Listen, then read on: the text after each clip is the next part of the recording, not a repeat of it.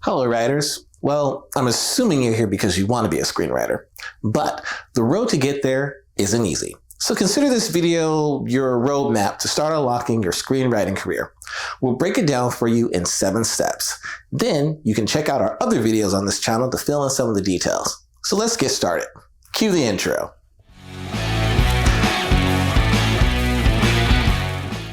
How to become a screenwriter, step number 1. Decide if writing is for you.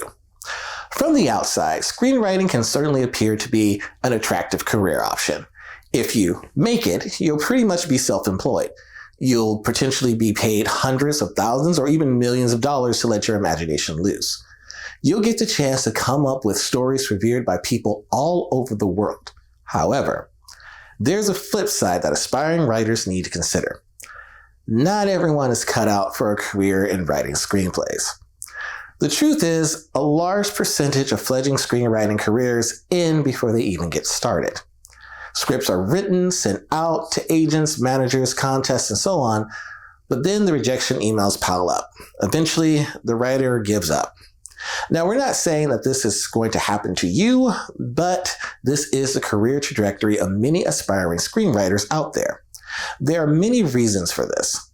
The super competitive nature of the film industry, subpar writing skills, lack of dedication, lack of staying power, etc. Before you put yourself through that, ask yourself, is writing a part of who you are? If you'd rather watch TV after coming home from work every day rather than write, maybe you should consider just how much you want to make it as a writer. I want you to consider how many of the following statements you agree with. I'm not in it for the money, I'm in it for the joy of writing. Writing is in my blood. It gives me more pleasure than anything else. I devour all forms of cinema, Hollywood, new wave, mumblecore, film noir, etc. If I'm not writing, I'm watching movies, reading about movies, or talking about movies. I feel like if I don't become a screenwriter, my life will be incomplete. I'm willing to stop at nothing until I realize my dream of becoming a screenwriter. If these statements don't really resonate, then maybe a screenwriting career isn't for you.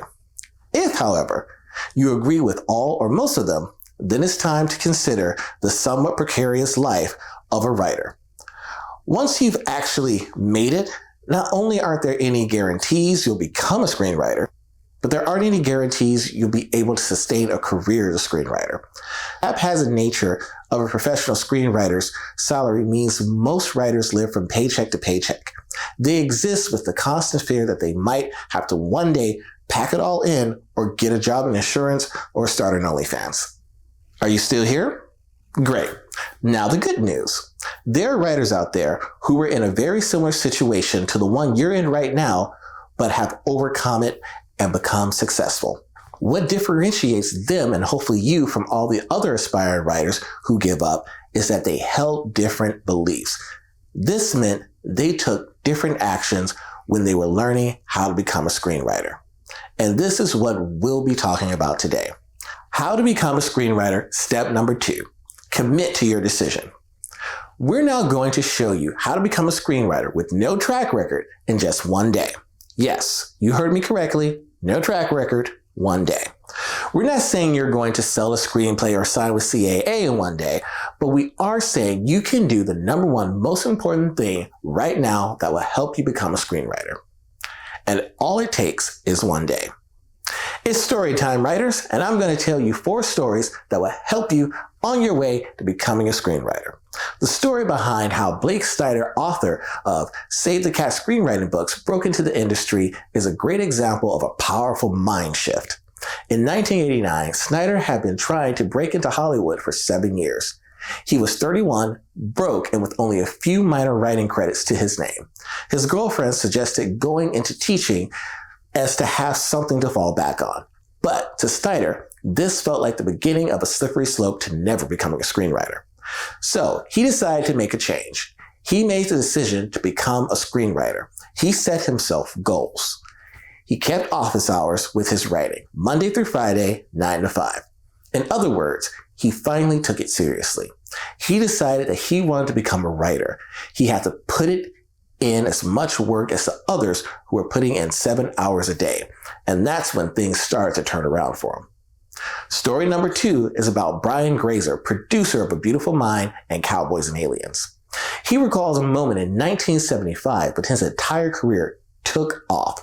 It happened after receiving this piece of advice. My whole career has been built on one piece of advice that came from 2 people, Jules Stein and Lou Wasserman in 1975. I was a law clerk at Warner Brothers. I spent about a year trying to get a meeting with these 2 men. Finally, they let me in to see them. They both said separately, in order for you to make it in the entertainment business, you have to have leverage. Since you have none, no money, no pedigree, no valuable relationships, you have to have creative leverage. That exists only in your mind, so you need to write. Put what's in your mind on paper, then you'll own that piece of paper. That's leverage.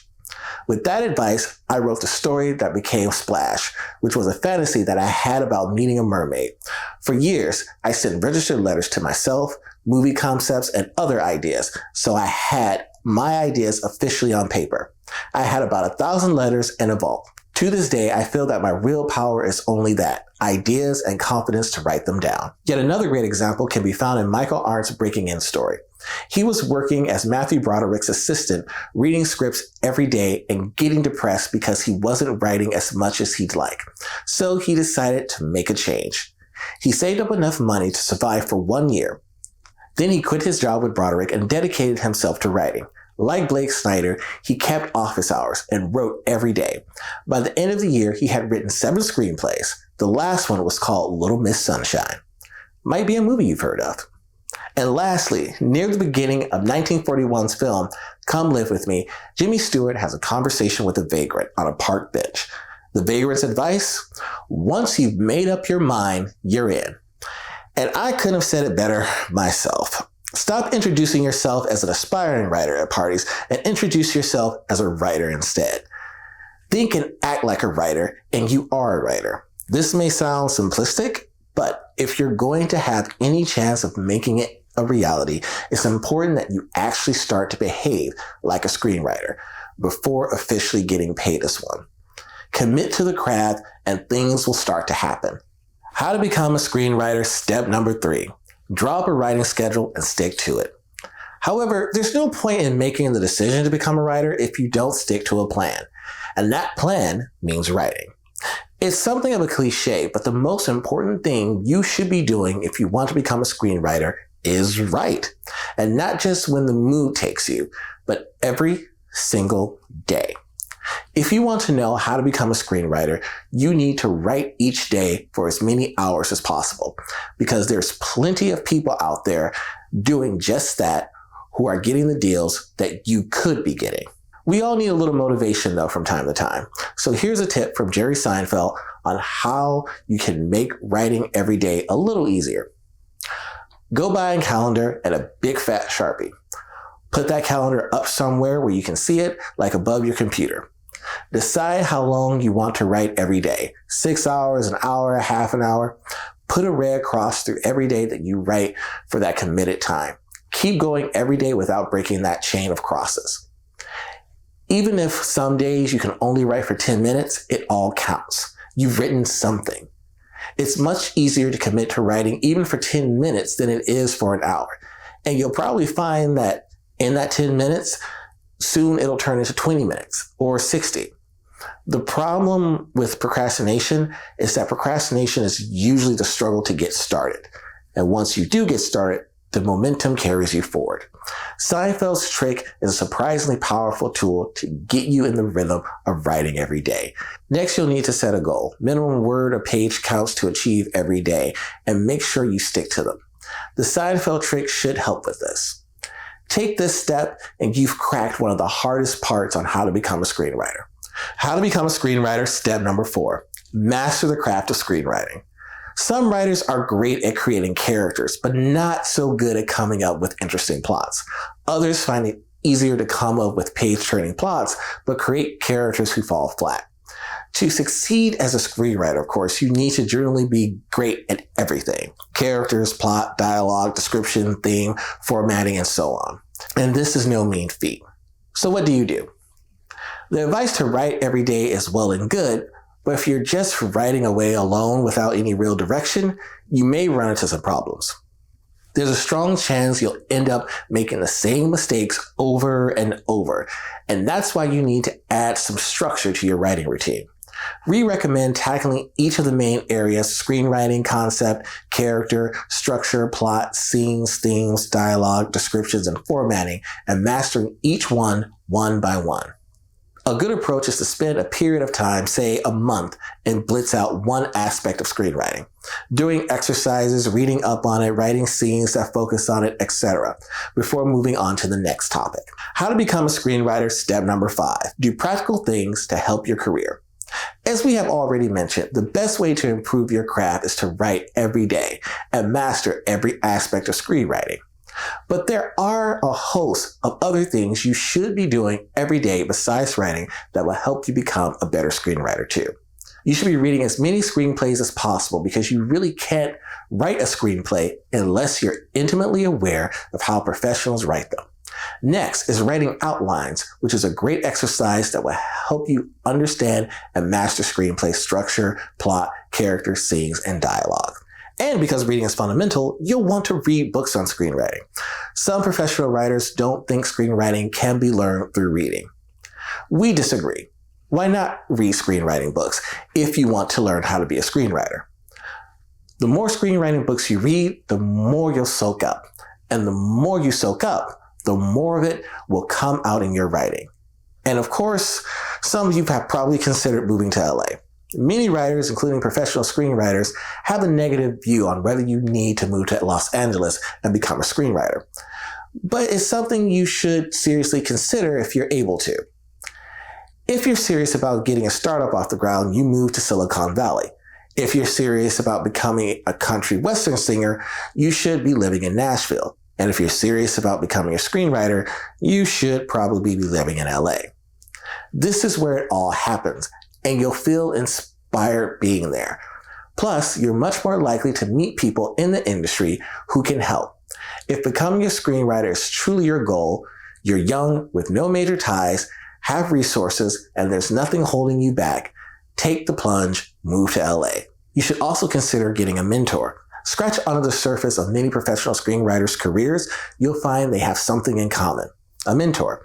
Many of the most famous people in film, sports, arts, music, and so on only got where they were with the help of a mentor. You'll also want to stay informed. Part of learning how to become a screenwriter means staying on top of what's happening in the industry you want to break into. What's selling, what's not, who's buying, who's not, etc. You don't want to walk into a meeting and come across as clueless about the big movers and shakers in the screenwriting industry. So make sure you read sites like Deadline Hollywood or The Hollywood Reporter. Also consider taking a screenwriting MFA. 2 or 3 years completely immersed in the world of screenwriting could be another great move if you can afford it. Another option is to take a part-time screenwriting course or an online course so you can work from home. Something else we recommend is joining a writing group. They're not everyone's idea of fun, but joining a writer's group can be another great way to improve as a writer. How to become a screenwriter, step number 6. Get together a portfolio of your work. Once you've been writing for a while and think you've mastered the craft, it's time to get serious about getting a portfolio together. This portfolio should consist of the following: at least 2 or preferably 3 amazing screenplays that have been vetted by at least 2 industry pros. A synopsis of each script, including a title, a log line, 2 or 3 pages outlining the story and the characters. A query letter for each script outlining your achievement as a writer so far. Detail the project and something eye-catching about you as a writer. How to become a screenwriter, step number 7. Send your script out. Research who to send your script out to and actually send it. To do this, the first thing you'll need to do is an action plan. Proper research can take time, but it's important not to skip or do it half-heartedly. Putting aside some time to create a viable plan could save you many wasted hours pursuing the wrong people. There's a misconception among many aspiring screenwriters that the first thing you need to do is find an agent. An agent, though, won't help market your script. For that, you need a manager. There are people who will take you under their wing and find opportunities and hopefully nurture your writing career. Good ones will act as a mentor, like we mentioned in the previous step. Then you have to focus on selling your script. Selling a script is all about being focused, organized, and driven.